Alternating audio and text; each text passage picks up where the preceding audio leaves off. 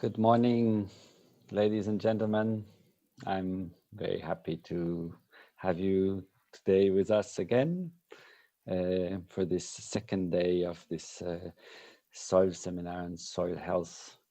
I would like to get started today as what we learned yesterday. Before we get in any kind of change, we have to have a baseline. And as you know already, I would like to know a bit, where is your energy this morning? So if I can invite all of you, so we can also see all of us in the screen. Where is your energy to start this morning? Is it very high, very low? I see it's very high. This is brilliant. Hope it was also the inspiration of yesterday that brought you this energy. I see many smiley faces. That's a very good asset for starting the day. Very welcome in this second day. We are going to have a quick look at the program for today. We have a first part in the morning where we're going to look into case studies, which should be inspiring for our discussions. They're real cases from different countries throughout Europe. And then we're going to have an input on this concept of soil function, which is going to lead us through the discussions of this morning. In the second part of the morning, we're going to work on these soil functions and kind of try to understand how these soil functions are linked with good practices and how they can influence factors and synergy. This is going to be in a breakout session where you will be able to share your experiences and bring together your expertise in these topics. In the afternoon, we are going to use the time to strengthen our networks and to look for further opportunities. I'll be back with this question in a few seconds, and we will aim to finish the day at shortly before 4 o'clock this afternoon. I think we will be happy to rest a bit after these 2 intensive working days. Yesterday evening, you have been starting to create the first tags on our opportunity market. We have already noticed that, so you can find the opportunity market through the virtual platform. And as you can see, there are already many opportunities. That's a really good sign.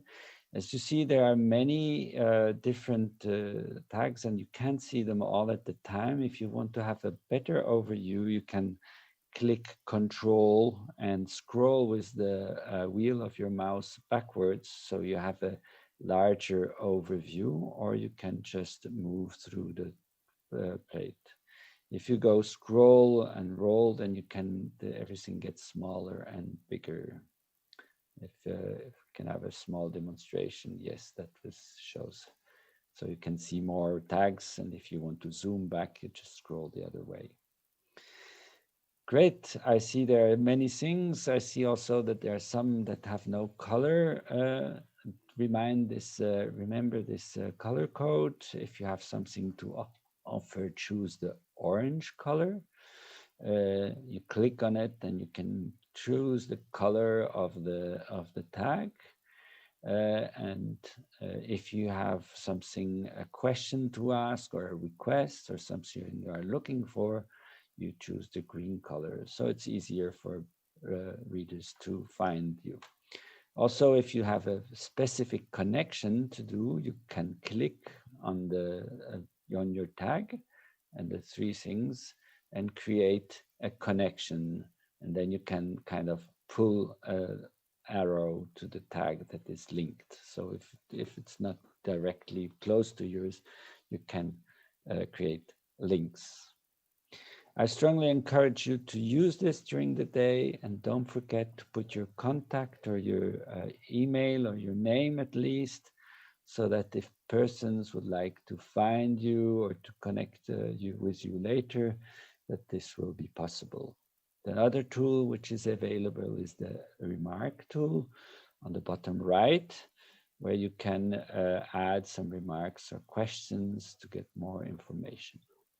We will come back to this tool several times today because it's going to lead us throughout the day for this interconnection and networking task we have today. Great. That so if any time you have possibility, then that is please use this. One of my background is adult training, and I am very much inspired by Jean Piaget, which was one of the first brain researchers.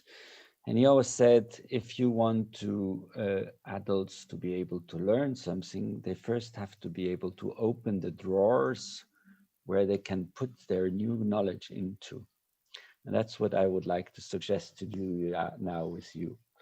If you look back to yesterday, what did you take away actually from the discussion of yesterday? What are the things that you are going to be able to connect to with the discussion of today? So as you already know our system, we're going to get out into a short breakout session in a very small group. We call them buzzing rounds. You have a few minutes in a small group, and we suggest that you share with your peers from this participant group, what did you take away from yesterday? What is the most significant learning that you take away from yesterday? So I kindly ask those to prepare the breakout, and I wish you a nice and interesting meeting with some other person. Deus.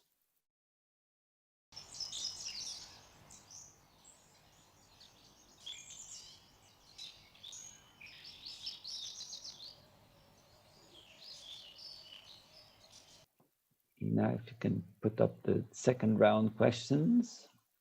Thank you. So for the second round, we would like to put your question, what would you like actually to implement? We are in a question of changing practices. We are together about operation. What can we actually do to change things? So in a small group, try to look in this question. What would you like to implement or disseminate to tell others? And what is actually the goal of this, what you would like to achieve with this implementation or dissemination? Zeus, if you would like to give us again a few minutes to discuss this, that would be nice. Thank you.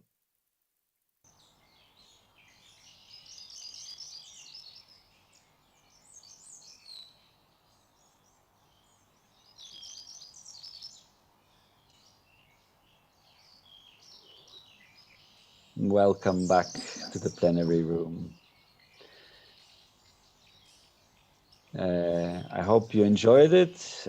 You probably had the same frustration as I. It's always a bit too short, but it is about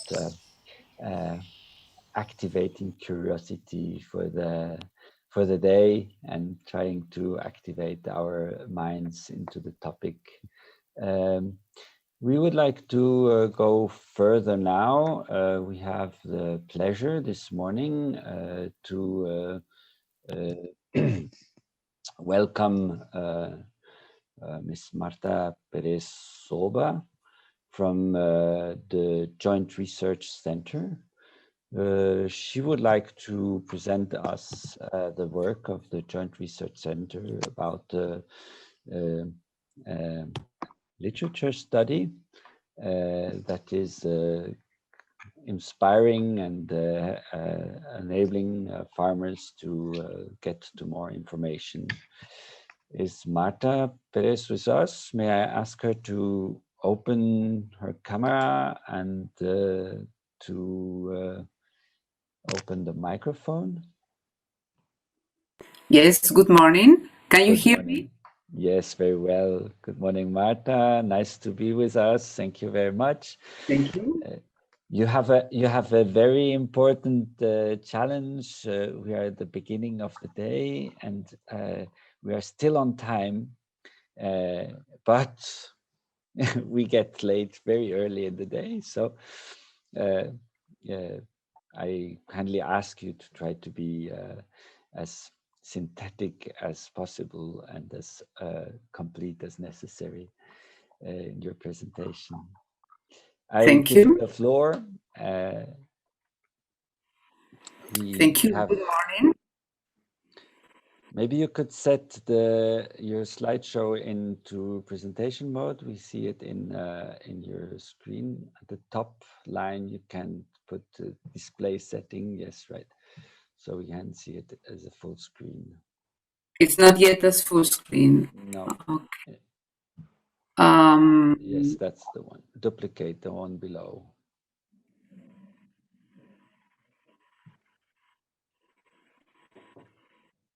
Should work. Can you hear? No, that's the working modus. Okay. Now it's correct. Thank you. Please, the floor is yours. Okay, wait a moment because I cannot see it myself. Wait a moment. Yeah, excuse me. Let me see. Let's do it again. So it's this one, and I do share.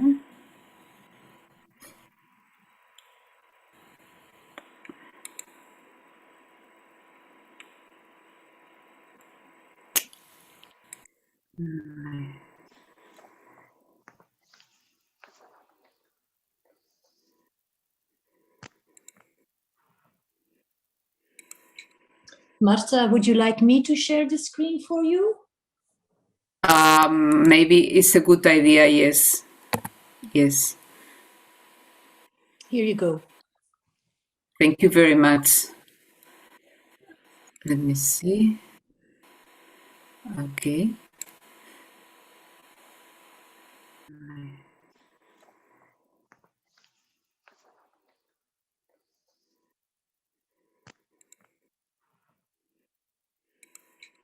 Marta, would you like me to share the screen for you? Maybe it's a good idea, yes. Yes. Here you go. Thank you very much. Let me see. Okay.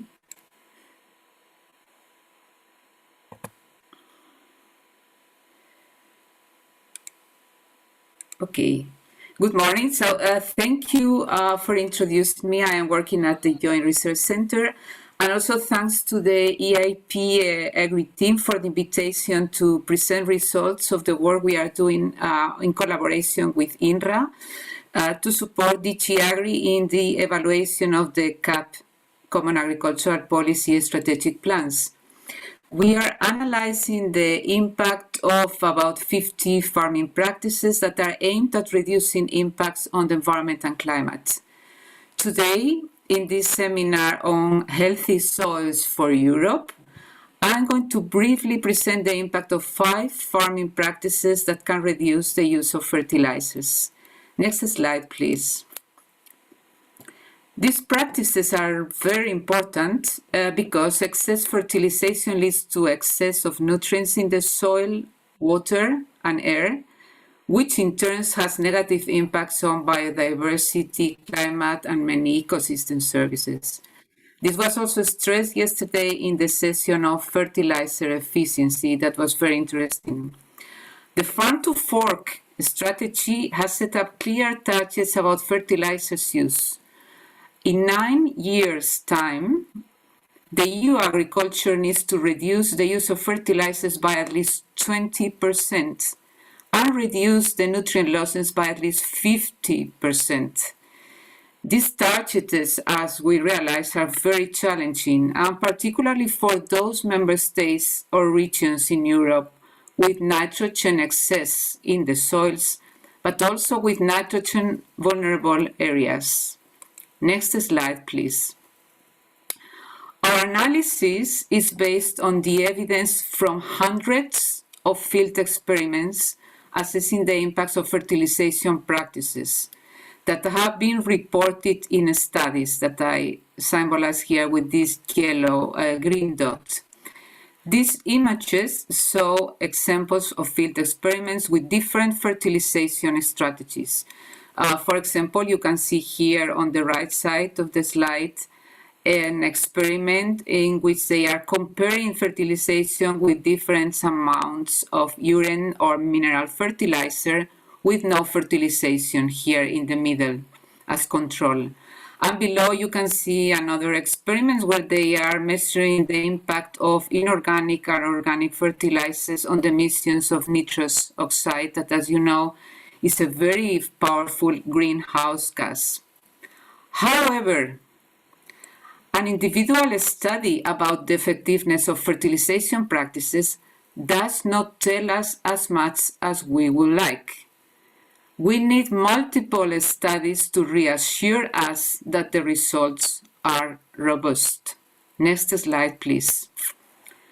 Ideally, we would also like to see how a farming practice performs in different contexts. Our evidence comes from experiments in many countries in the world. In this example, you can see the global distribution of studies reporting a total of 521 observations about the effects of manure types. You can see here the manure types on the left side, sheep, poultry, pig, grain, farmyard, cattle, on soil biochemical properties. The graph here in the middle with these green dots shows the climatic conditions for all the study locations. So we get also an idea of what is the importance of temperature or precipitation in the results obtained. Next slide, please. The evidence from many fertilization studies has been gathered and analyzed statistically in scientific papers called meta-analysis. The example that I showed in the slide before is a meta-analysis based on many studies on manure fertilization. Meta-analysis can make large amounts of data obtained from many studies, these green dots, more accessible to decision makers who might otherwise be at loss when faced with contradictory or seemingly insignificant information from studies. So because we need to gather a lot of information in this work at ERC in a short time, we have developed a method that uses the many meta-analyses, so these orange dots, in different web libraries. What do? We search the web, we select the relevant meta-analyses, we read them, and we extract the data on the impacts, in this case, of fertilization practices, but also on the factors that influence the EIP-AGRI and the knowledge gaps. Next slide, please. We have reviewed so far 5 fertilization strategies that can reduce the fertilizer use by increasing the fertilizer efficiency.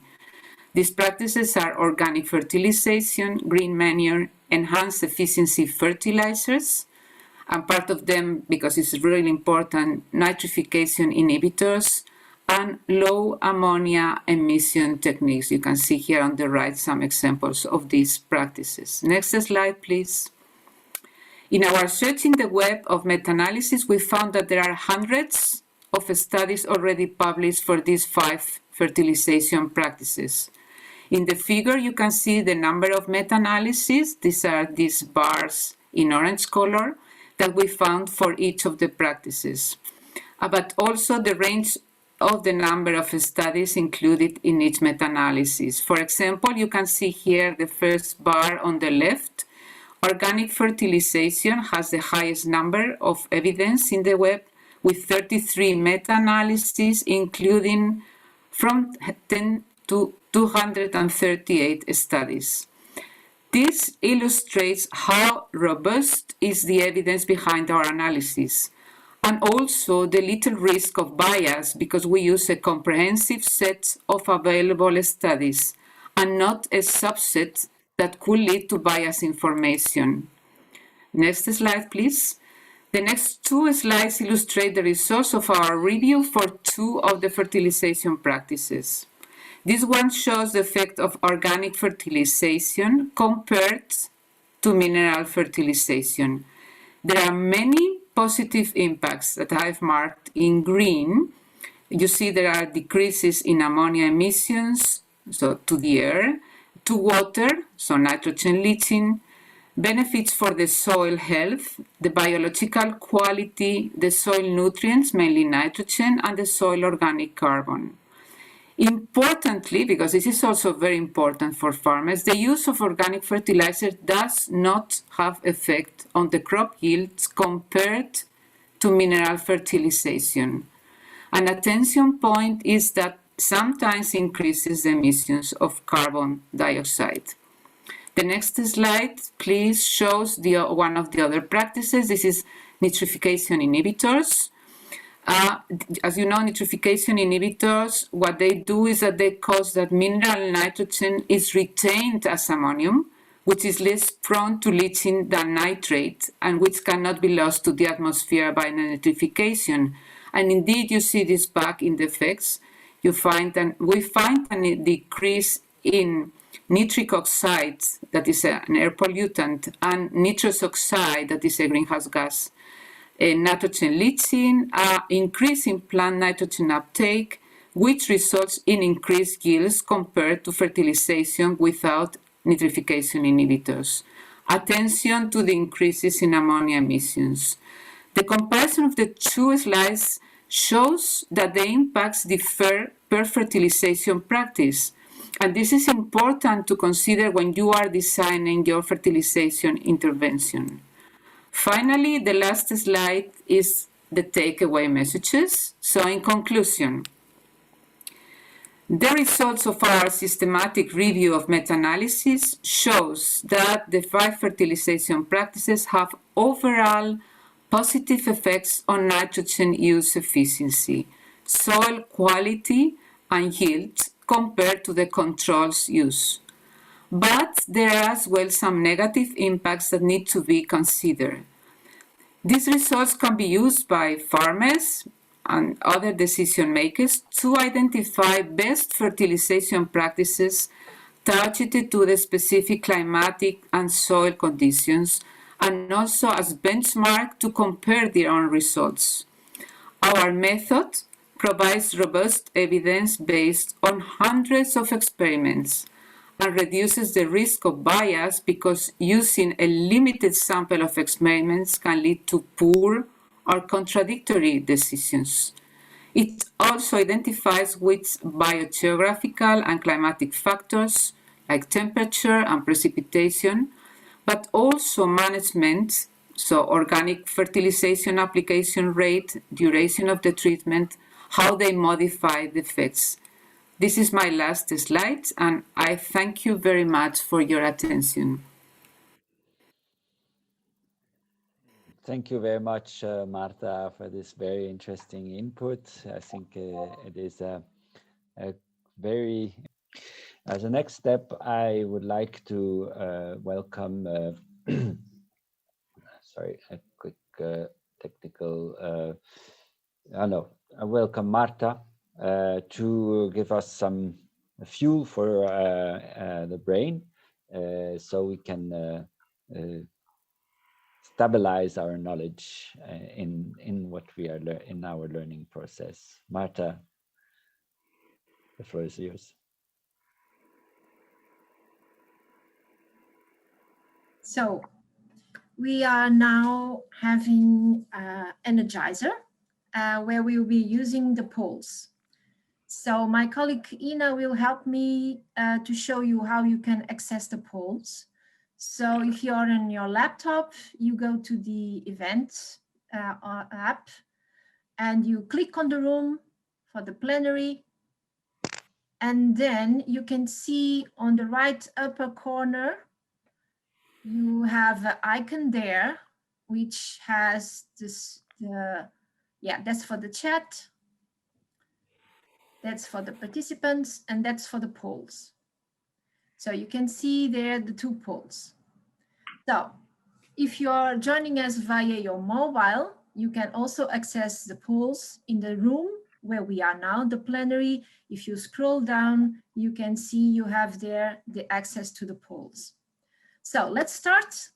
So the first one, the question is, 1 centimeter of soil can take hundreds of years to form. Do you think this is true or false? Hundreds of years.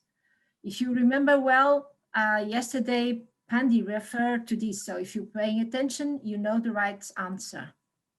So let's give you a few minutes. Choose your option. Wow, the big majority says it's true. Let's give you a few more minutes. There's still people voting. Yep. Bigger group says it's true. Okay, let's close now. So 95, almost 96% of you say it's true. Are you correct? Yes, you are. This is true. So 1 centimeter takes hundreds of years to form. This is good to keep in mind, as Niels was saying. So, second question in your poll. Ina will show us the question. Why do we see earthworms on the ground after a heavy rain? Is it because since earthworms breathe through their skin, they head to the surface to get air? Is it because earthworms get disoriented if there is too much water in the soil? Or is it because they can't swim? So, which one do you think is the right answer to the question?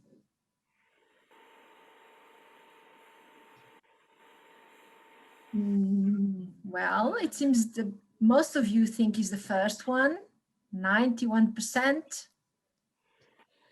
A few think that it's because they can't swim. Maybe you're right. Okay. Still voting? Okay. I think we can close now. Thank you very much. So most of you think it's because they need to go to the surface because they breathe through their skin. And you're right. That is the right answer. So thank you very much for joining us. And now I give the floor back to Niels. Great. Thank you very much, Marta. I think these small reflections are very important to keep in mind. How fragile and how complex our system is. As a next step, I would like to point our focus on some case studies that we have the pleasure to welcome today. The first one will be presented by Vesna Čuček. I hope I don't mispronounce your... Čuček. Sorry for that. Don't take it ill from my side. It is about your experience in Slovenia, where you are you're working in an agriculture advisor service at the Chamber of Agriculture and Forestry of Slovenia. Vesna, the floor is yours. Hello from Slovenia. I'm very grateful that I can speak to you today. I'm going to present you soil management approach of my friend, biodynamic farmer, Zvone Černelič. He recently won the International Soil and Land Management Award amongst 19 exceptional applications from 9 European countries. Organic farming, the farm's technological innovations in irrigation and greenhouse cultivation, and the improvement of soil fertility and biodiversity convinced the jury to award him for his outstanding contribution to the development of agricultural practice protecting the soil and the environment. I'm very grateful that farmer's son, Primož Černelić, helped me and prepared this excellent 7-minute video for you. In the first part of the video, we will show you their biodynamic approach to soil health. In the second part of the video, we will present the successful recultivation of an area which was severely damaged by construction works, as this impressed soil experts in the jury a lot. Let's take a look. We began 26 years ago with the purchase of a small 2.5 hectare farm. Today we care for 40 hectares, of which 6 hectares are owned and 34 hectares are rented, half of them in 10 hilly villages in the surrounding where cattle is grazing to prevent overgrowth. 24 years ago we stopped using chemicals for production of strawberries, and this was the turning point towards organic agriculture. The farm is organic for 17 years. We are officially in biodynamic agriculture since 2012, and from 2014 we've got the Demeter certificate. More than 30 varieties of vegetables are grown on 0.7 hectares and strawberries on 0.3 hectares. Vegetables and strawberries are grown mostly in greenhouses. 39 hectares are for our 40 heads of cattle. They are outside for 8 months, grazing on pastures and in 8 villages in the surrounding. Our main ambition is to produce healthy food with the best flavor and taste, of course with the right attitude towards nature and consumers, and also with the lowest carbon footprint possible. I've chosen the biodynamic approach because it's the best for members of our family, the best for our consumers, the best for our neighbors, and the best for our land, and also because I want to preserve the farm in the best possible condition for the generations in the future. I want to prove that it's possible to farm this way and live good from the incomes, using the know-how learned on farm from other similar biodynamic farms in Slovenia and from biodynamic farmers from abroad. Main concern in biodynamic approach is formation of living soil, humus. Therefore, we use compost biodynamic preparations 500 prepared in Maria Thun preparation, green manure crops, and conservation tillage with reapers. These methods increase the proportion of organic matter in the soil and contribute to its ability to provide a sink for carbon. In greenhouses, we are not plugging already 25 years, and on fields more than 10 years. We use special reapers which provide aeration of the soil with fewer disturbances than plugging, increase the soil's microbial mass and the soil's carbon sink capacity. Soil aerated in this way retains more water and prevents crop losses during droughts. During heavy rain, such soil with good structures and humus also absorb more water and prevent floods. We give special attention to cultivation of the soil when it's not too wet, with appropriate tools gently as possible, with tractors as light as possible.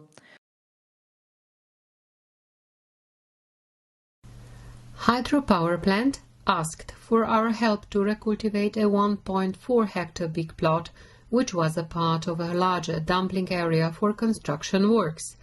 Because of heavy construction machinery and huge amount of material from the river deposited on this area for 3 years, the soil was totally compacted, which caused water stagnation. We took over this plot in April 2018. We started with reaping 40 centimeters deep. The speed did not exceed 5 kilometers per hour, which is most important. After reaping, we sprayed biodynamic preparation 500. We repeated the spraying after some days. Afterwards, we sought a biodiversity mixture for green manure with 25 plant varieties of Kamena Salmon Company from Germany, which is designed for regenerative agriculture. The growth of the plants during the summer was incredibly vigorous all over the plot, with high yield of organic substance, although the soil analysis in 2017 showed very poor content of phosphorus and kalium. In early September, the mixture on the plot was mulched, worked in the soil with the ripper, and soil was sprayed with a biodynamic preparation made of manure according to the Mariatun method. After some days, we sprayed the soil with preparation 500 and sought a frost-resistant green manure mixture with 6 varieties of plants. The plants of this mixture germinated evenly and very good, which is well seen. This winter mixture was also surprisingly vigorous. After mulching it in May, we repeated the procedure by ripping, spraying the biodynamic preparation 500 and sowing a summer biodiversity green manure mixture. In September, the mixture was mulched, soil was sprayed with preparation 500, and after reaping, grass leguminous mixture was sown. In 2020, it was mowed. The yield was approximately 9.4 tons of hay per hectare. Third cut was mulched. Today soil is healthy. Procedure extremely improved soil structure, organic matter content and fertility of the soil. We are sure that we have activated and invigorated the soil life with aeration by ripping 30 to 40 centimeters deep, spraying biodynamic preparations and incorporation of mulched biodiversity green manure mixtures. We have to underline that for radical improvement of soil fertility, soil structure and biodiversity, it is vital that neither herbicides nor synthetic mineral fertilizers are used, because they all have extremely negative effect on biodiversity of soil organisms and their biomass. Thank you for your attention. I'm here for your questions.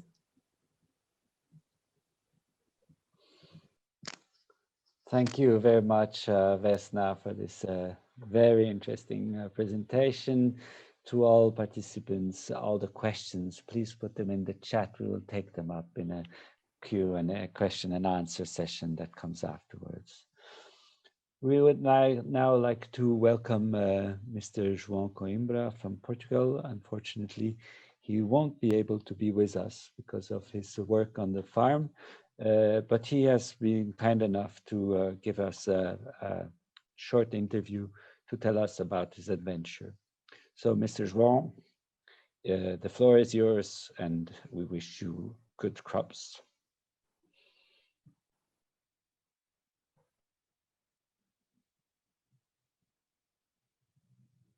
So I would like to start asking you to please introduce yourself briefly, just your name, where you are from, and your professional background. All right. Thank you for invitation. I'm João Coimbra. I'm from Portugal, and I have agronomy. I'm an agronomist, and I work in my farm in the family business, perhaps to 30 years. Then now we are a family business. We are 10 brothers, a lot of brothers, and the 3 of them works in the field, in the farm, and the others now. So we produce corn by irrigation, and we produce forests, cork, pine, eucalyptus, and we have the business with, we produce energy from renewables. We are self-producer of our energy, and we export a little bit, and this is a third business you have here. But normally I work in the farm, in the corn, and with rice, some wheat, and some set aside, and the spots of biodiversity, small spots. We produce a lot of things to have an environment site in our farm. Okay, yeah, very diverse, I see. So Yes. yeah, and now taking in consideration the main topic of this seminar, so can you tell us what kind of soil health problems you have faced in the past in your farm? In the first time, the biggest problem is the monoculture. I make monoculture to 40 years, corn by corn, every year. And I'm thinking, everybody says is dangerous way to making only corn. And I'm beginning to have some afraid of problem in the future, because we are owners of the land. We are not only farmer, we are owners. And so I have to put my soil in the hands of my sons. So it's important for us to recognize the danger of making some mistakes or some errors. Then you lose control of the soil. The health of the soil is not so good. And I begin to study the problem of the soil, perhaps 15 years. My father, I have the same approach. My father died 30 years ago, and I begin my generation. And so we looking the soil like the first issue of our farm. The health of our soils is very important for us. And the problem from monoculture is another problem, is a huge problem. So we began to looking this solution to work with this conflict, the monoculture. And economically, I don't have alternative. I beginning to have trying alternative wheat, sunflower, sugar beet, but sugar beet is ending in Portugal. Now we have only apple to produce corn. So the problem is to be precision, to have farming with intelligence, with precision farming, with precision agriculture. And so we produce a lot of data, information about the soil. We study the soil, and is the biggest problem. Monoculture, and economically is not possible to do another thing. And so we must have a big study. What is the problem of monoculture? Yeah. Studying the soil, we don't produce corn, small spots with no agriculture, and we try to balance what is the problem with the monoculture, the irrigation sites, because in the natural you don't irrigate. In the past, my father don't irrigate, and so now we irrigate a lot because we have a lot of water in the underground. And perhaps is another problem to change the climate of the soil, because every year we irrigate a lot, and in the past we don't irrigation. We have irrigation. So we study, and we study a lot with the universities, with pupils. He came here to study and make his thesis. And now we are prepared to make some change our approach. We reduce tillage in the first way. In the conventional tillage, we try to reduce a lot of tillage. Don't have a lot of tillage because the compactation, because a loss of organic matter. And now we produce a spot with direct seeds.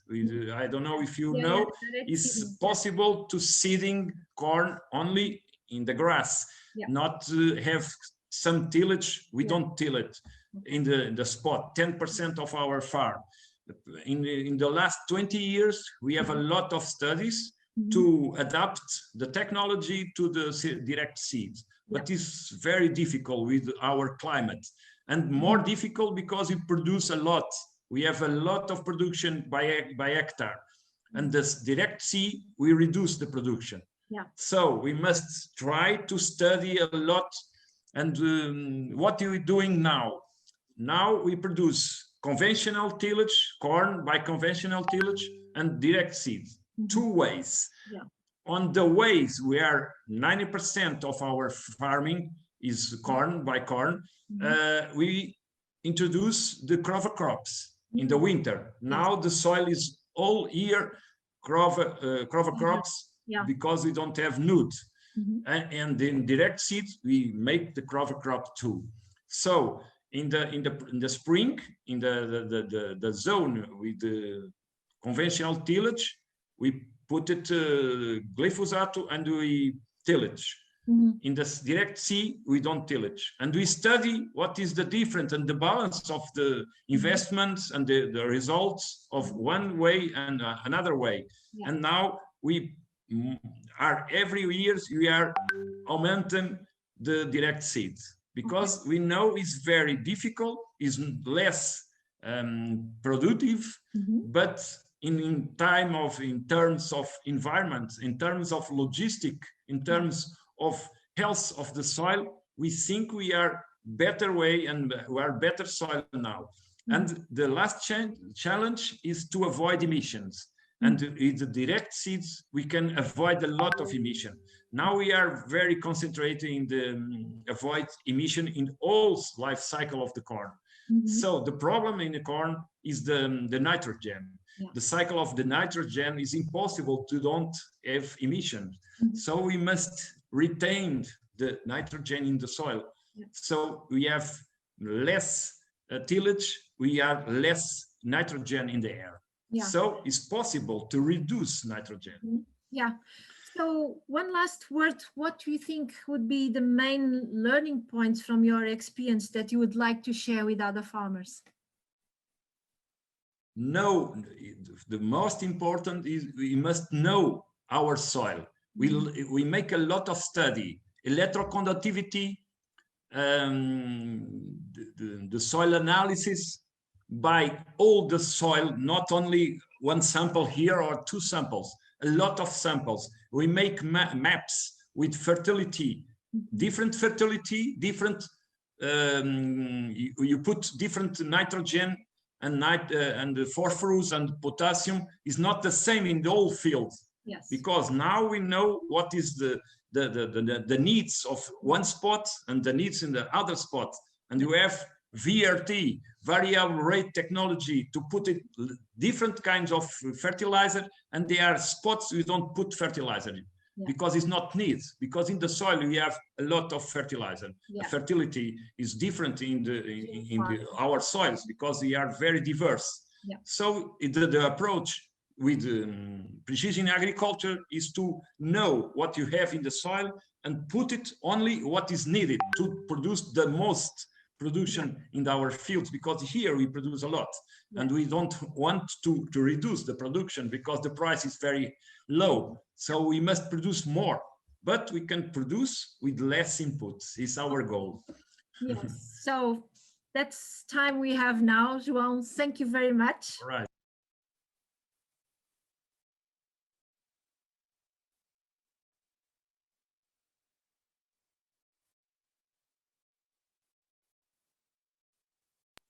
Thank you again for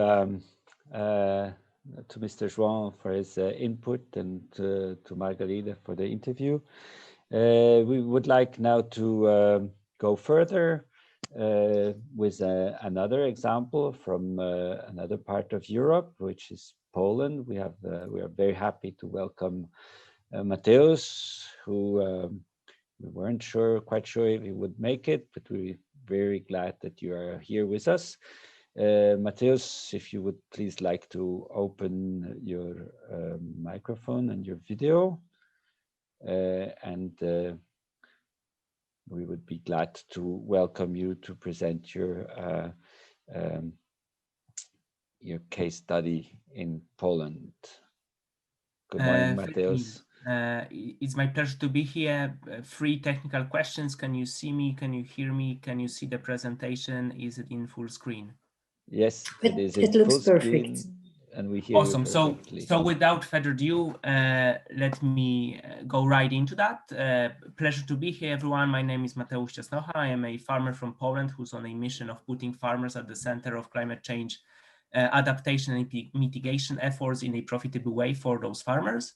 And that's directly rooted in our family farm example of transitioning from conventional farm that we were prior to 2004 to some kind of regenerative production that we are in right now. And so I would like to tell you about that in my presentation, with a particular focus on our family farm, and then maybe making a little bit more kind of high-level points at the very end. So our farm is located in northern Poland. We are farming in the region called Vistula Delta, which is one of the most fertile regions in our country. Having that said, our soils are relatively poor in that region, and historically very wet, historically used for hay production or grasslands. Having that said, we started farming in that region in the 1970s. And back then, the area that we are farming right now was used for conventional cereal production. So a lot of plowing, a relatively poor rotation of wheat and rapeseed, high inputs, high environmental externalities, negative external environmental externalities, and negative cash flow from financial perspective for the farm. Our situation has changed in 2004 when Poland entered the EU, and of course we became bounded by the Common Agriculture Policy with all its plus and cons. And the mindset of the farm back then and till today was, let's not fight with the Common Agriculture Policy, but let's leverage it to our biggest benefit. And so we have transitioned in 2004 onwards to as we like to call it right now, regenerative agriculture 1.0, in which we transition from planting fall cash crops to spring cash crops with minimum tillage, cover crop, which was mustard in our case, and we've also started trading straw, which was a problem to incorporate that in the soil due to minimum tillage, which provided important extra revenue for the farm, extra profitability. The way we are operating the farm right now, and I will show you a few photos of that just now, is we are in permanent grassland without any chemical inputs, with the exception of synthetic nitrogen fertilizer, which we are spreading basically right now. Today we are working on the farm and we are spreading fertilizer as well as trolling the fields. With 50 kilograms of urea. That's it. That's the only external input that we are using for the farm. So the principle that we follow as principle number one is keeping the soil covered all year round and working with the cycles of nature. I've mentioned at the very beginning of the presentation, this region has historically been grassland or meadows, and thanks to the opportunities that Common Agriculture Policy provided, we've basically returned to that native habitat that was here in this land. In terms of some of the challenges as well as the opportunities we are having for improving the soil health / profitability of the farm, we are using the most basic techniques, which we found are working the best for us, and that's basically reseeding the grass or the meadows with new seeds every 2, 3, 4, 5 years, depending on the conditions and depending on how markets are changing as well, so that our grass mix is reflective of what the consumers want to buy. And in terms of the challenges, the biggest challenge when we've been farming conventionally and now in grassland is and remains to be compaction, which is created by kind of two forces. One is, of course, the machinery we are using, which is compacting the soil, so getting like the right mix of the size of the machinery, so that we are kind of following the same tracks every year is really important to us. And the second reason why the soil gets compacted is the rainfall. As mentioned before, our soil is historically very, very wet, and this natural amount of water that is in those soils just adds to the compaction. And so we are trying to deal with that reality by using mechanical means like the subsoiler presented, and by just letting the nature do the work and not interfering with the cycles of nature. The biggest positive benefit that we are quantifying of the change that we have undergone on the farm is additional carbon sequestration in our agricultural soils, which according to the Cool Farm tool is roughly 6.5 tons of CO2e per hectare per year over the 20-year span since the start of the transition. And that's also why we started European Carbon Farmers, which is a business aimed at developing carbon payment mechanisms for the Polish farmers and promoting carbon farming as such. So move from intensive tillage to less intensive tillage, move from keeping the soil bare to keeping cover for living roots in the soil. And summing up, the way we see soil is of course central to our farm and our operations, but it's part of a bigger conversation about regenerative agriculture in which we are focusing on the cycles of nature. And of course, the carbon cycle is the primary cycle that we care about. Now, being aware, just like we all are in this conference, that those cycles are connected and you cannot talk about one cycle only, they are all connected. But our viewpoint for the time being starts with carbon cycle. And so we are currently in the process of taking soil samples to measure soil organic carbon to establish the scientifically validated baseline of where we are right now, so that we can track that going forward. As mentioned already, the problems experienced on the farm when it comes to soil were first and foremost compaction and erosion associated with that. And we've been always kind of, when farming conventionally, we've been having this challenge of, hey, it is either too wet or already too dry. So the conditions are not ideal. That goes back to my first point on the cycles of nature, when you are basically doing what, this land supports the best, you have much less of that problem, which is our reality right now, meaning like we are simply fine with the fact that sometimes the soil is too wet. We'll start operations 2 weeks later, rather than when we should be spraying our rapeseed, which is not suited for this land.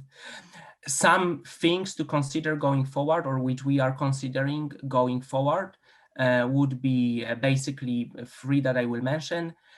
We are thinking about establishing some cover crops in the permanent grassland to deal with this problem of compaction, and maybe adding some nutrients from the atmosphere, nitrogen captured by living plants. We want to be trailing higher cutting heights of grass, so that the roots get stronger and they deal with this compaction on their own, meaning in a natural way.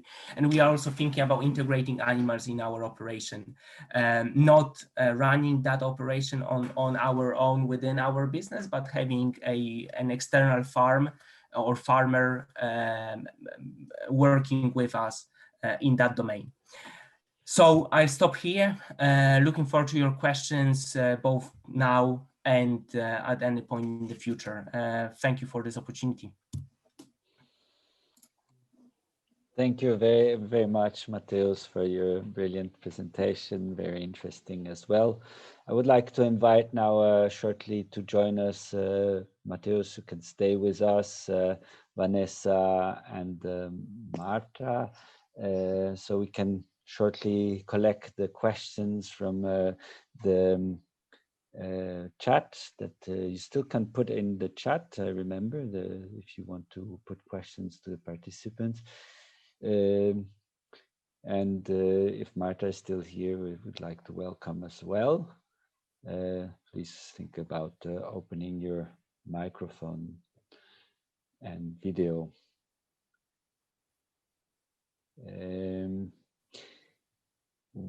Well, great. Marta is here. Mateusz kind of disappeared. Oh, nice. You're here again. So no, I'm here. Maybe from Edie, you have been looking in the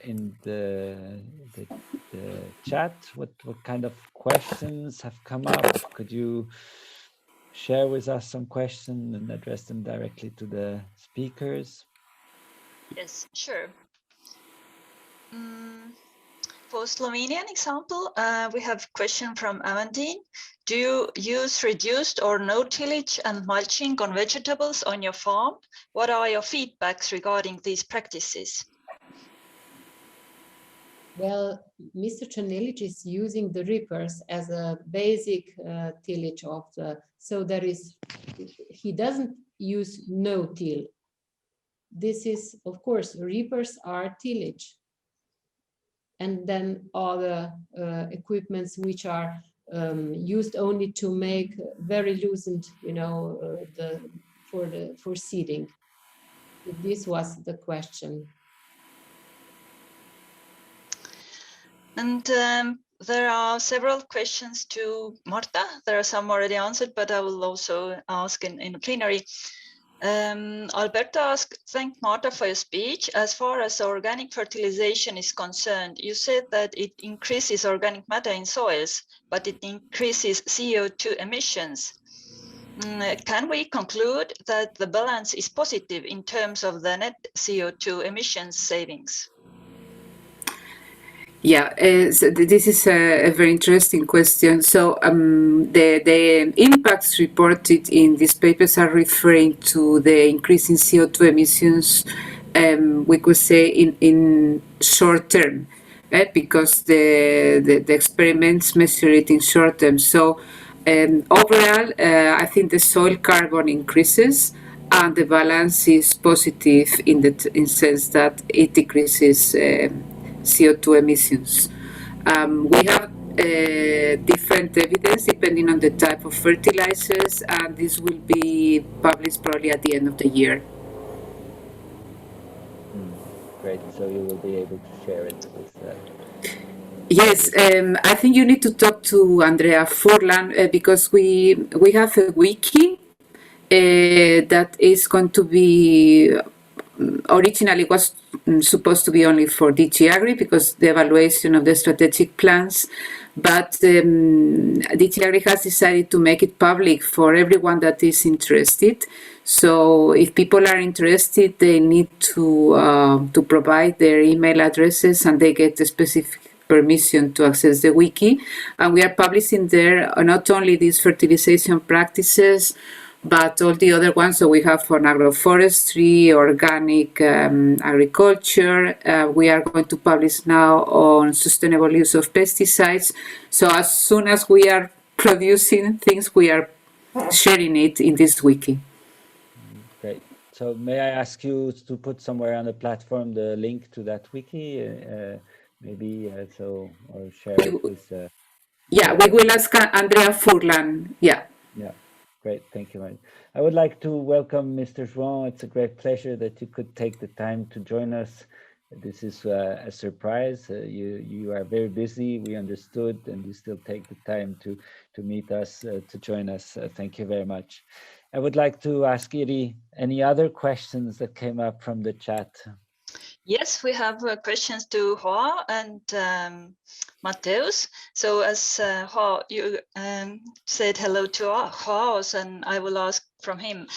Kun asks, how do you terminate the cover crop prior to the direct sowing the corn? João, could you open your microphone?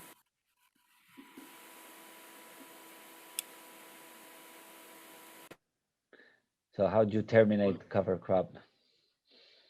I use glyphosate in the spring, and after that I seed the direct seed. It's impossible in another way. We're trying only to cut the grass, but it's impossible because in Portugal we make a lot of hot in the spring, and now I have a lot of organic matter. It is impossible to grow the corn, the small corn. And I don't have another way to go in direct seeds. If the glyphosate are interdict, I stop the cover crop and I stop the direct seed. It's impossible in another way. If it's not discover another molecule, but now is the only resource. We're trying to reduce the glyphosate doses. Now we put 2 liters per hectare per year. And we try 1 liter this year. and perhaps it's possible to make a balance between have some weeds and is enough to the small corn can grow. Thank you. I think I answered. And the question to Mateusz, is it possible without glyphosate? Oscar from Sweden asks. Yes, in our case, yes. We are not. We are operating permanent grassland operation. So we don't want to be ending vegetation at any point in time, and then building on what João said, like we are fine with some weeds being there, right? Like that's just a reality that we are in. But with the reseeding that we are doing every year, we manage that. As simple as that. Thank you. Further question? Yes, we actually have plenty of them, but yeah, that's a good sign. But rest of these will be answered later. But here I pose one question. It's from Pilar Andres. It's to Ha. Where do you find funds to monitor the effect of your practices on soil parameters? The analyses are quite expensive. It's for me, no? João. Yes, for you. Yes. Thank you.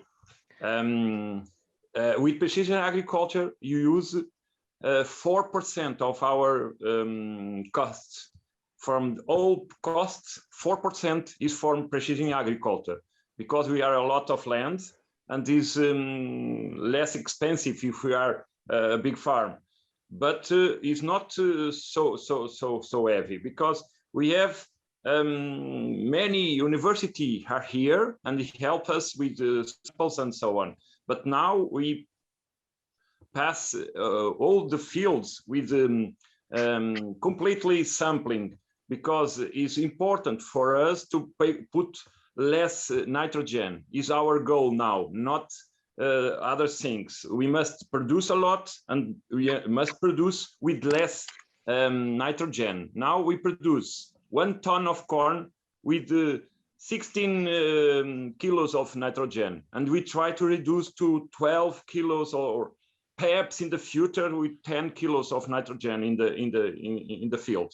But in the past you used 22 kilos, and every year we trying to put organic matter from manure from animals and reduce the chemical fertilizers.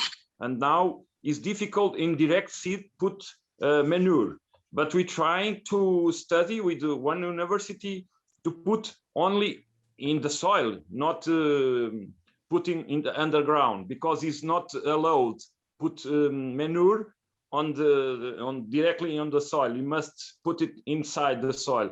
And now we try to change the legislation to have possibility to put only the manure on the soil, and after that we make irrigation to putting the residues in the soil. But if the legislation is not allowed, it's not possible. But now we study to see it's possible, not use to introduce the manure in the soil.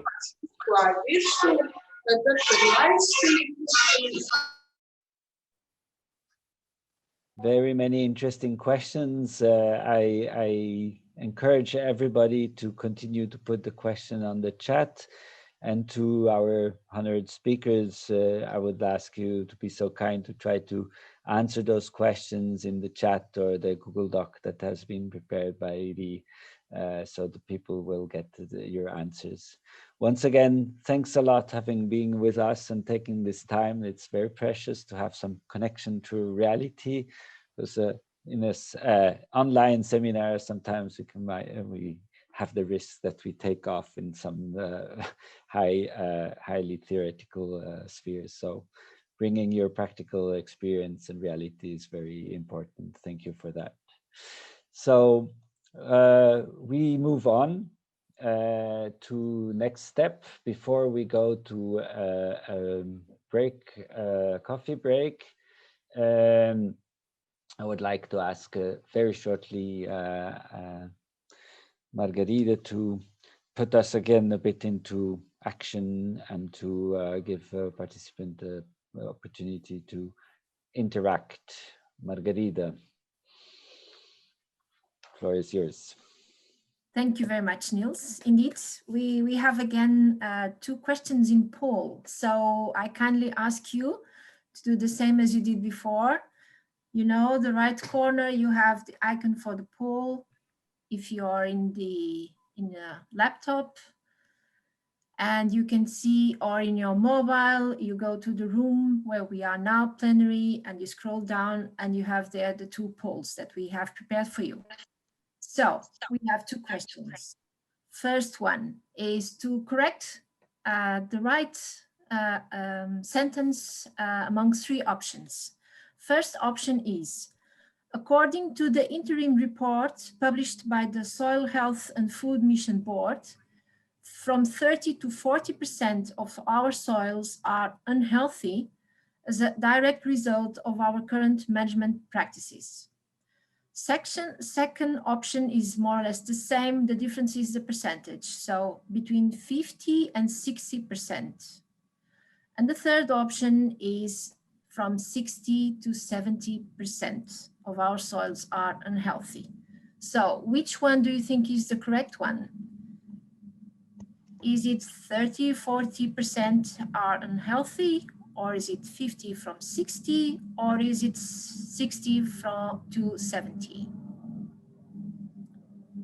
So the majority of you think is the last option. So from 60 to 70% of our soils are unhealthy, but still quite a few people have a more positive overview.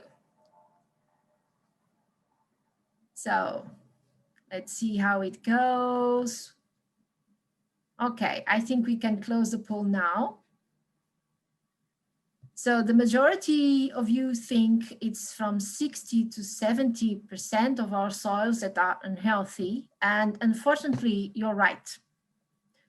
So it is indeed this huge amount of soil. So indeed, we need urgent action to improve this. So thank you very much. Let's go to the second question. This is a very different question, as you can see. So it's a bit of a light and funny moment. The question is, Soil is the name of an American hard rock band. So what do you think? Is this true or false? The majority of you seems to think this is true, but still some are doubting.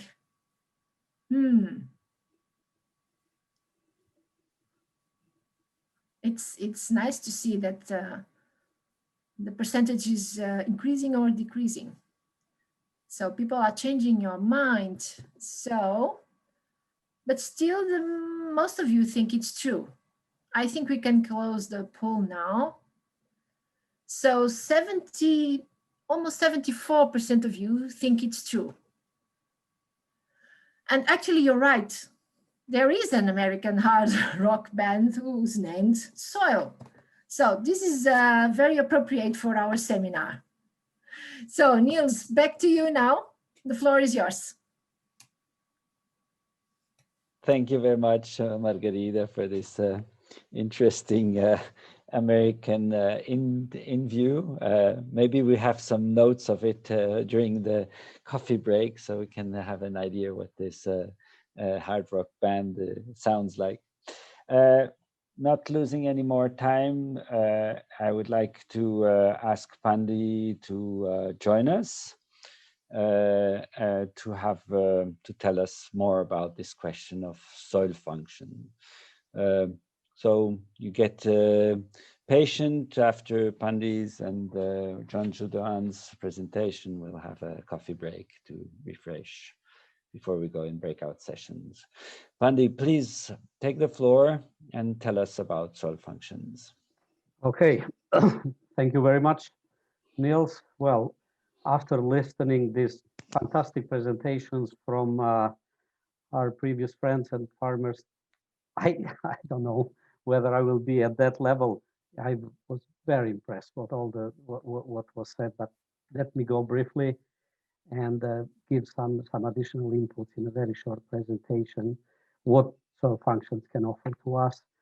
Everybody know this slide was prepared during the International Year of Soil in 2015. And I saw it also yesterday. Gottlieb kindly shared this slide. But I mean, it shows that soil offers a lot of things to us. And mostly, if you look for the perspective of a farmer or a forester, well, provision of food is the main important aspect for that. But we know that carbon sequestration can be also controlled by the soil, water purification. Carbon sequestration is strongly related with climate change. We discussed a lot about nutrients and nutrient cycling, and all that thing happen within the soil. We said that the soil is very rich, is alive, and we know rather little about what is the microorganisms that are there. It can regulate floods.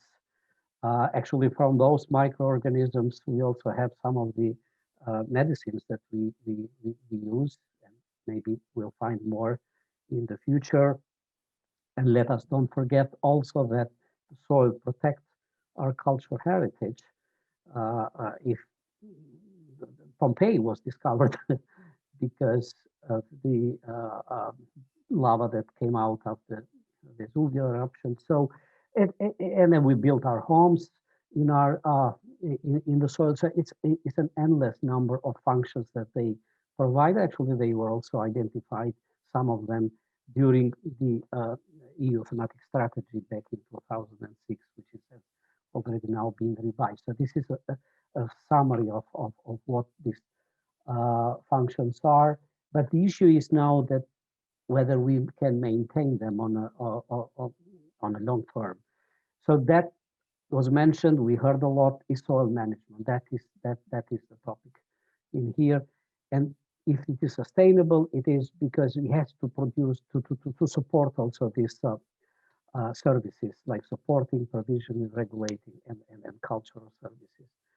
And when they are maintained or enhanced without significantly impairing the soil functions, that those can enable also biodiversity. Well, FAO has also published the voluntary guidelines for sustainable soil management. Those reports are readily available.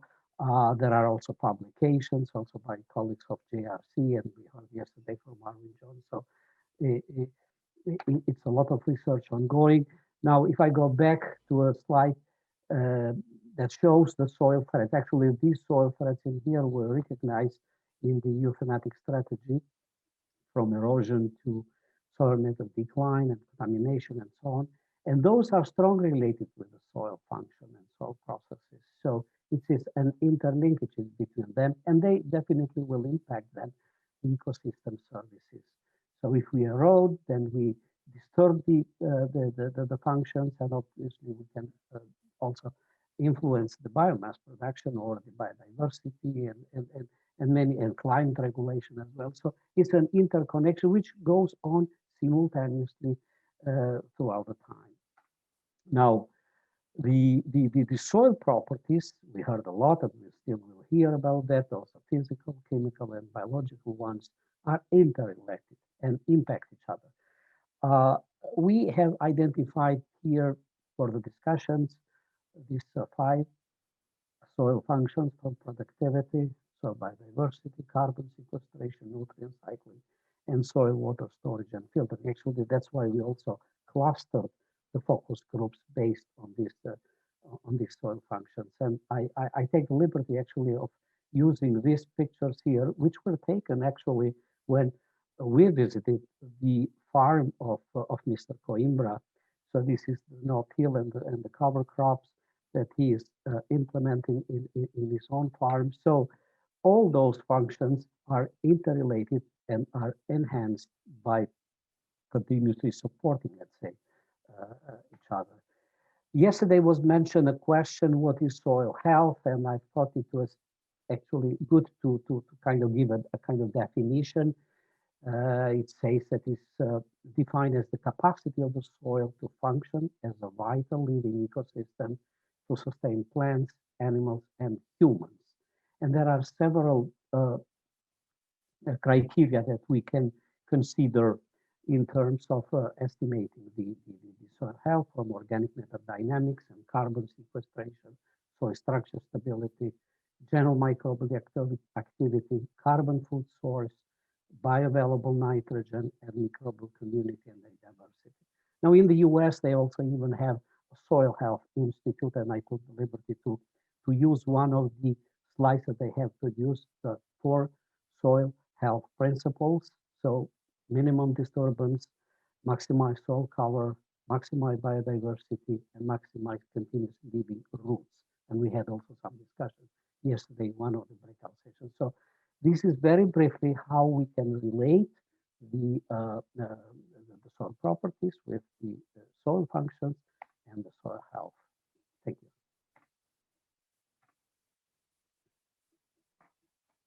Thank you, Pandi, for this introduction to soil functions, which gives us a better understanding why we use this. We have with us Janju Dahan. Are you with us? Yes, I'm here. Would you like to open your video and your, so thank you being with us. I think you are bringing with us some specific experience and content about this question of soil function. You prepared a presentation, if I'm right. I would be happy to give you the floor and to let you share with us your contribution. Yes, thank you. Yes, I'm giving an example of research we have done last year to establish the effects of soil management options on soil functions in arable farming in the Netherlands. I did it with two colleagues of Wageningen University and Research, and I'm going to present now some of the results before you can make your coffee in a few moments.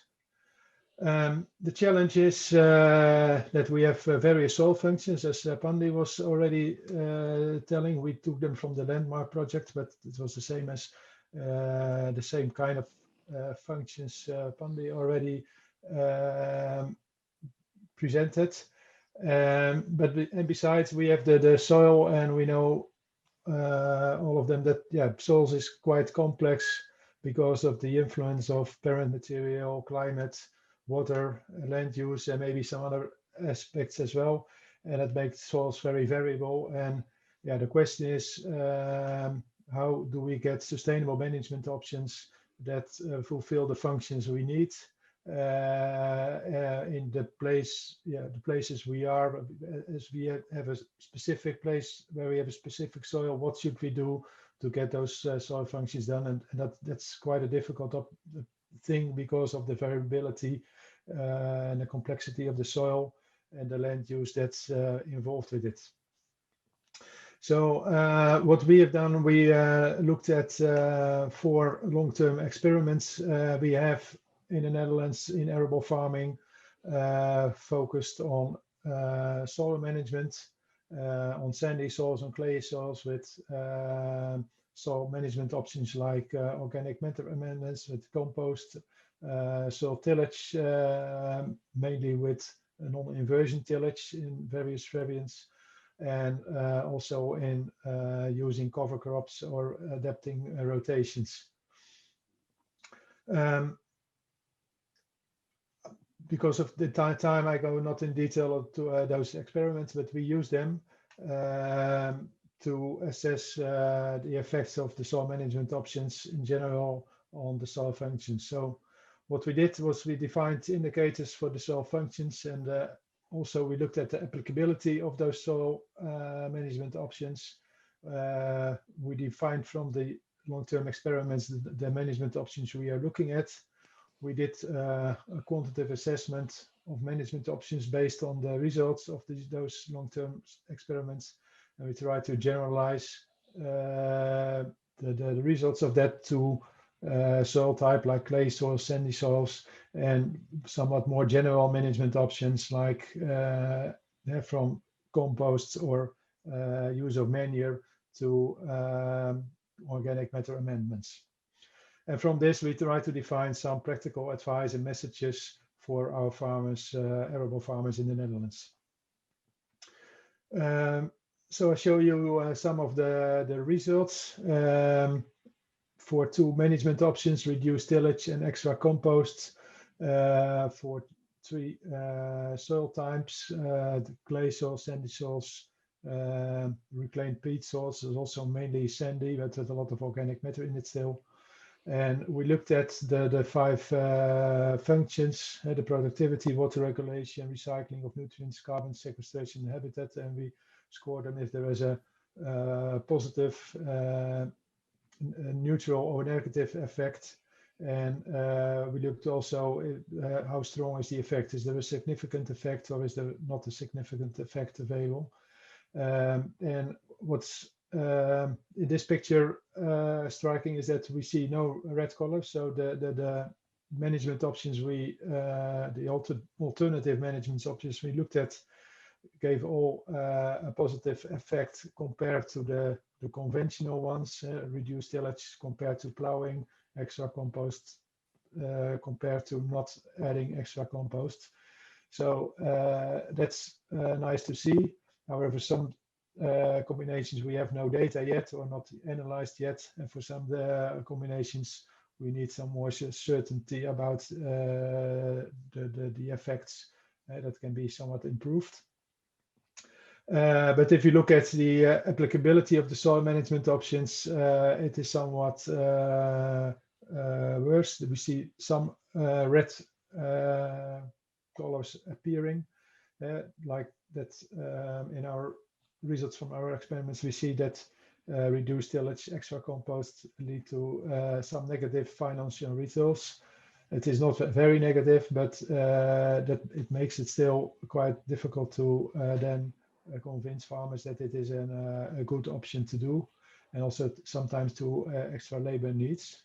And also we looked at knowledge and skills and organization needs, and yeah, that are other problems that or can be problems that for adoption by farmers, that you need some more knowledge about how to till your land, when do you need to do your operation, and what machine do you use, and how to use the machine in the right way. That are often questions, and yeah, that can also be have a negative effect in the end if you do not do it not on the right way.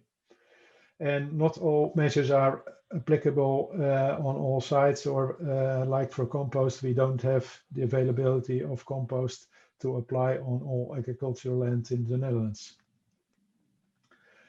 So our conclusions is that are that we can give insight in the effects of measures on the soil functions. We can give an overview of this. This is for us still a first step. We are continuing evaluating other measures with this methodology, and we try to improve the results of last year. However, we try to formulate the concrete specific advice for farmers from these results. However, that is quite difficult because of the variation in soil quality and the land use. It's difficult to make an exact prediction of effects we see in these long-term experiments and translate them to other fields of commercial farmers. And the third conclusion is that there are no regret measures available. There are no measures that are really good for the farmer and good for society. Every measure has its trade-offs also between the soil functions. Sometimes there is a little bit of trade-off possible, and we have to look at how we can adapt those measures, or we have to look them to make them really attractable for the farmers. Thank you. That was my presentation. Thank you very much, Janjo, for this very interesting input. And again, we have a lot of data that we have available, and we have to now to implement. For all questions, I encourage you to put the question in the chat. So Janjo and Pandi will be able to pick them up and to answer them. And you will also have, during the breakout session, the opportunity to meet as well. Pandi and Janjo will hope, participating in the discussions. So there will be a possibility to exchange with them. We are now out for a breakout session. I suggest a short 15 minutes, a bit less, so we can kind of keep our timetable, and we would meet again at 11. And during the break, you can maybe take advantage to visit the opportunity market and to visit what are the proposals or the demands that have been made, so you can maybe find some matching ideas. Enjoy your coffee break, and we're looking forward to see you again at 11 in the plenary room. See you later.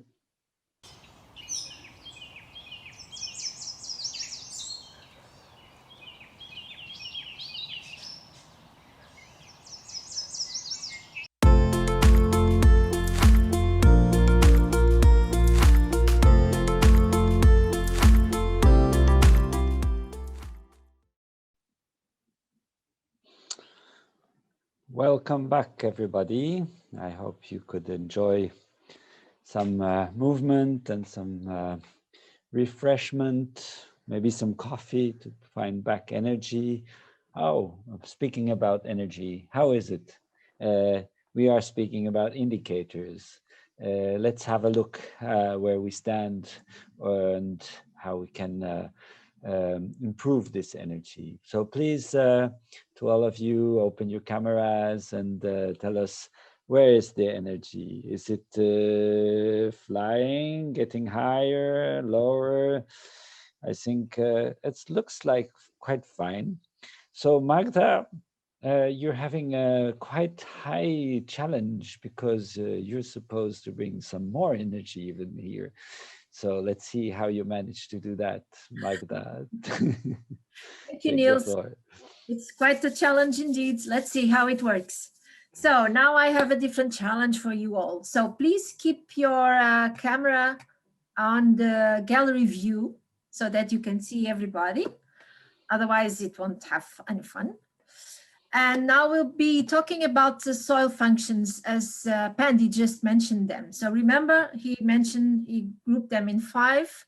So it's about soil productivity, biodiversity, carbon sequestration, nutrient cycling, and water storage and filtering. So keeping these 5 functions in mind, I ask you now to pick up a piece of paper and write in it which function, singular or plural, you're more active on your daily work, or which one you think is more important for you. So I'll give you a few minutes. Would you repeat them for us, so those who don't have a good memory? So there are 5. So it's soil productivity, 1, biodiversity, carbon sequestration, nutrient cycling, and water storage and filtering. So, these are the 5. Are you ready? So please show them on the camera. Oh, nice. A lot on biodiversity. You can look for several pages in the camera. Productivity, yes, a lot of productivity. Biodiversity. Oh, so nice.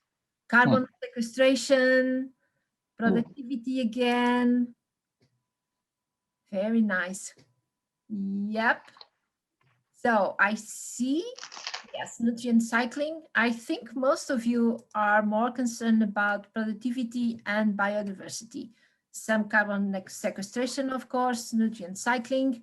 Someone on water storage. I didn't see anyone with that mentioned. Ah, Judith, you did. Yes, Judith, can you unmute yourself? Judith? Yes. Tell us a little bit about it. How does it impact your work in your farm? Now at the moment it's too wet outside, so we cannot go to the fields and we cannot plant the vegetable because it's too wet. In summer it's too dry, and we always watch the sky, and it's one thing we cannot manage, you know, because it's like a gift or not a gift. That's why. Very good. Thank you very much, Judith. Okay, and this is all, Niels. Thank you very much, everyone, to join us. This was to give a bit of a flavor, and back to you, Niels. Thank you, Margarita. Very nice alternative.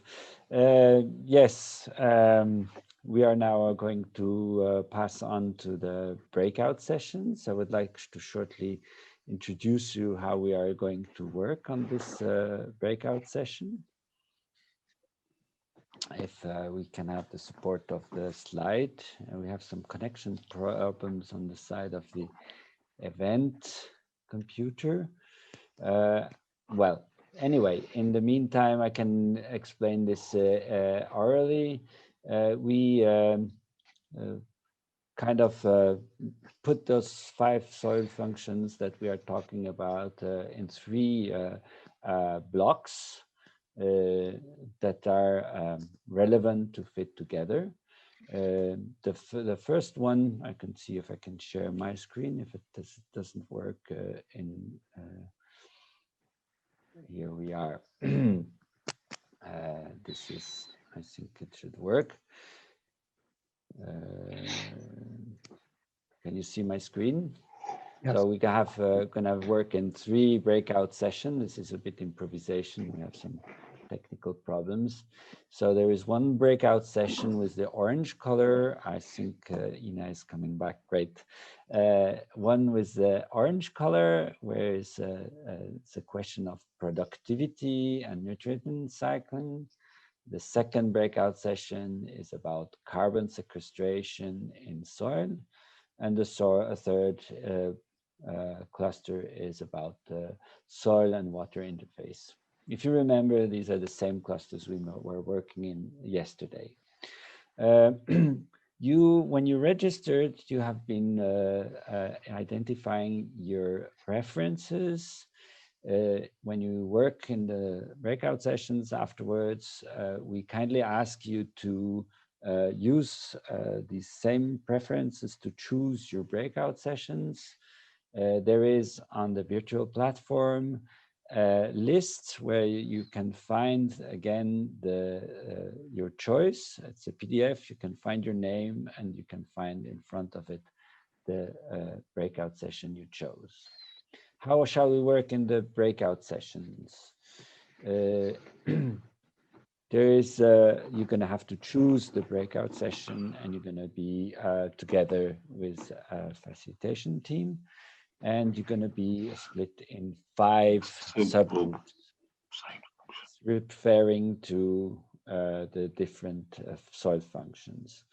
And a bit, for those who already are used to in face-to-face meetings, we can try to make something similar to a World Café with rotating topics. So in the first round, the first group will address soil function A, in the second round soil function E, in the third round for soil function D. And the second group starts with soil function B, and so second round soil function A, and so on. This makes that all subgroups have the possibility to discuss different soil functions. The specific questions that you will address in this breakout session will be introduced to you by the facilitators. We are going to work on the Google Doc. All the documents are available on the virtual platform just beneath the breakout session. When you go out, you choose 14th of April, you choose your room, remind the color code, and you have the list of the participants beneath, so you're sure that you're in the right one. You also can find on the left column breakout list, the 3 rounds. You can have the full list of the participants in the breakout session. Be aware if you don't go in the right room, you might take the place of somebody else. The breakout rooms are limited to a certain number of places because of organization. You can imagine there are not enough chairs for everybody. So if you mistake the place, you might take the place of somebody else. So take a few minutes to find your right breakout room. Pandi, maybe you can give us a short explanation why we clustered those soil function in 3 clusters, and what is the logic that belongs to it. Just very shortly, 3 clusters. Why these clusters? Well, the logic is the same as we used yesterday for grouping together the focus groups. So the interaction between the soil properties and how they can impact soil productivity, or what are the management practices that can affect soil productivity or soil biodiversity, how best we can continue or either keep the carbon into the soil or increase that, how best we can manage nutrient cycling in order that also that can affect soil productivity, how good we are able to store water and to filter water also that goes underneath into the groundwater, and how that could be related, for example, with nutrient cycle or with over excess of nitrogen that may create also groundwater pollution. So the idea is that these interactions of the functions are interrelated with each other, and then people can try to bring from their own perspective how they feel that they are affecting. For example, if it is a farmer, you can say that, okay, I am doing my best to improve soil productivity, but I have a problem also with nutrient cycling of soil. So more or less in the same logic of the discussions that we had yesterday when we went into the breakout sessions. That's what I would like to brief generally. Thank you very much for this very short and efficient recall. As we don't see each other before lunch, after the breakout session, we will go directly for lunch. I would like to recall the opportunity market. You know where to find it. It is in the virtual platform. Opportunity market, it's a nice marketplace. I see there are already very many proposals. If you want to have an overview of the screen, you can click on control and scroll backwards with your mouse, so you can have a larger overview. You will see that there are already very many proposals. Go and have a look during lunchtime. We're going to work on that afterwards if you have any additional ideas. So I let your responsibility. I hope you find quickly your breakout session. Niels, may I make a short clarification? Yes, please. The issue is that for this breakout session, we need the same number of people in each breakout group, so as to make the dynamic correctly. So please make sure to join the correct group. If we reach the maximum number of participants, the group will be closed. So if you see that you cannot enter, try to find another group. Okay? Thank you, Andres, for this clarification. At all. So I didn't want to be so strict, but actually it happens like that. So if you have any problems, you can come back to the plenary room and we'll help you out to find a place to work. So you have to now leave this plenary room, clicking on the red button on the bottom right and choose your new breakout session. And we meet again after lunch at 13 and 10 minutes. Enjoy your work.